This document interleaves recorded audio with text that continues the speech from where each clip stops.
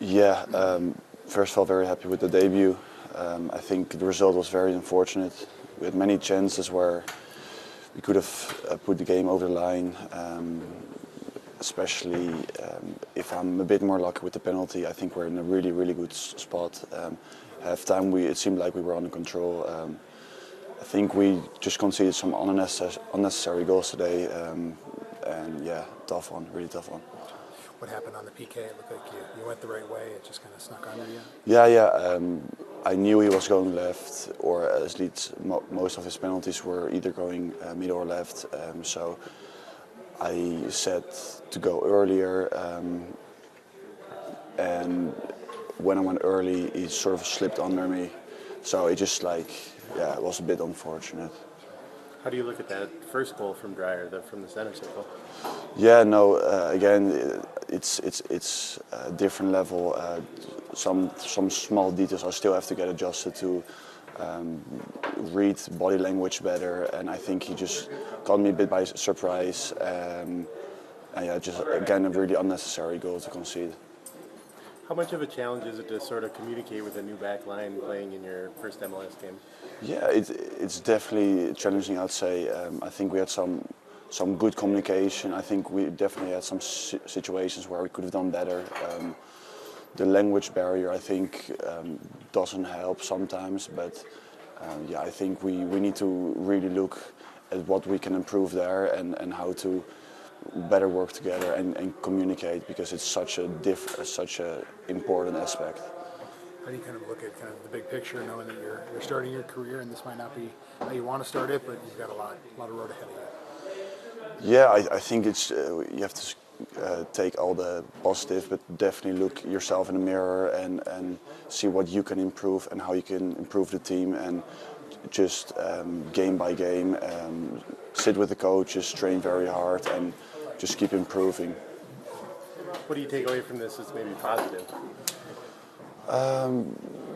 Just these learning moments, communication-wise, just to really now sit together, go over things, because now we have things to discuss and learn about. I think there's some positive actions personally and as a team that we really have to focus on and keep doing, of course, but again, certainly look yourself in the mirror and correct these small details.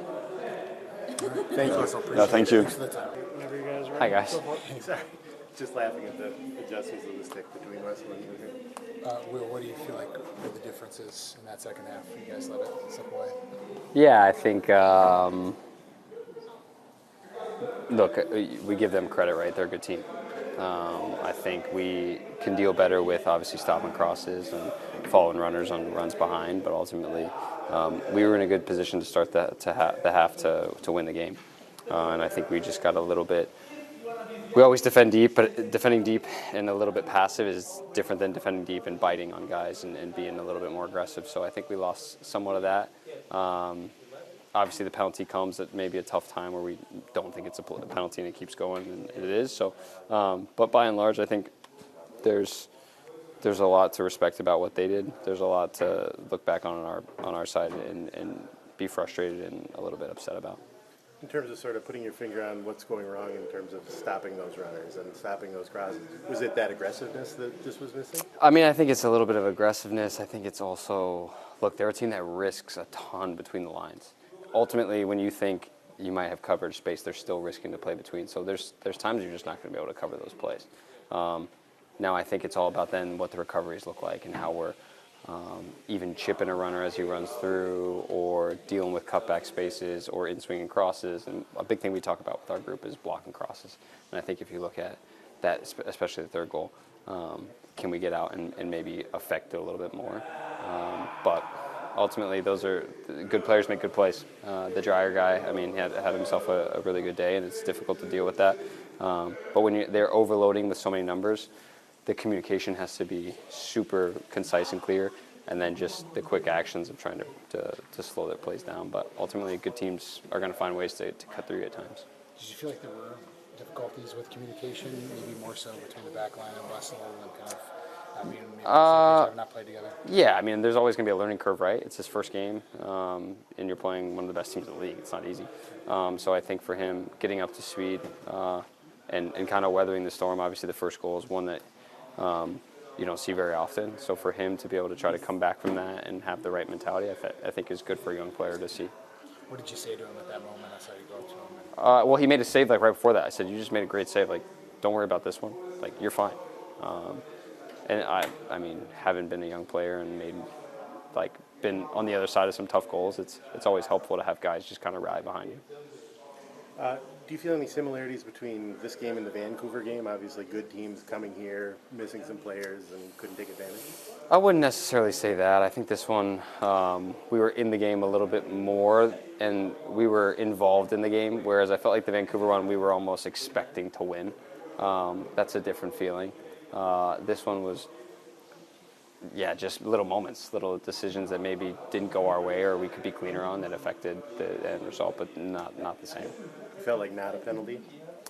I mean, I think Rubio went over and looked at it. You trust it. He was able to make the right decision.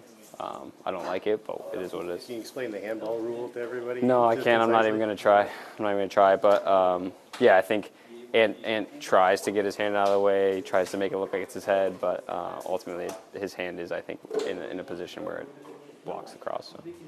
Eric talked about it. Owen maybe taking another step today. What did you feel like you saw from him? He just continues to be a very calm and mature presence for his age. I think every game that he plays, he's just going to get better and better. All right, good. Thanks, guys. Thank you.